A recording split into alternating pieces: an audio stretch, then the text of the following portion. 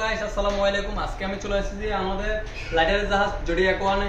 আজকে আমি আপনাদেরকে লাইটারের ওয়ান জোডিয়াক ওয়ানের ব্রিজ দেখাবো। আসুন আপনারা। সর্বপ্রথম আমি আপনাদেরকে শুরু করব জোডিয়াক ওয়ানের মাস্ট হ্যাভ ব্রিজ থেকে।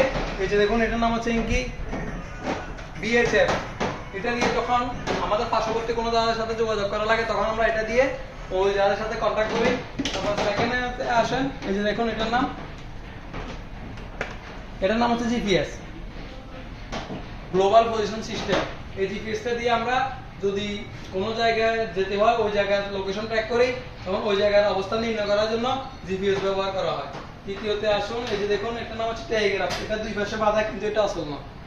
এটার নাম হচ্ছে টেলিগ্রাফ। আমরা ইঞ্জিন স্টার্ট দেওয়ার জন্য নিচের সংকেত পাঠানোর জন্য এই টেলিগ্রাফ ব্যবহার করে থাকি।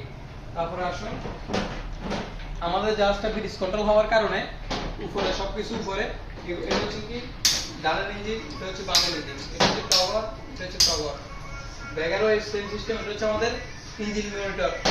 আমার যখন ইঞ্জিন চলে তখন এখানে আমাদের ইঞ্জিনের স্পিড, ইঞ্জিনের লো প্রেসার, ইঞ্জিনের ব্যাটারি, টাইমার, লো টেম্পারেচার, হুইল টেম্পারেচার সবকিছু এখানে দেখা যায়। তারপরে আসুন আমি আপনাদেরকে দেখাই এটার নাম হচ্ছে ইকো সাউন্ডার। এটা দিয়ে আমরা জাহাজের কিল থেকে পানির তলদেশ পর্যন্ত কত দূরত্ব কতটুকু ওটা এই ইকো সাউন্ডারের মাধ্যমে বোঝা যায়। তারপরে আসুন এটার নাম হচ্ছে কি রাডার।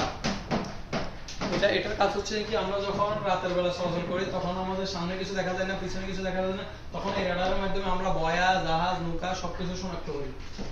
তখন কুয়াশার সময় এটির ব্যবহার করা হয়।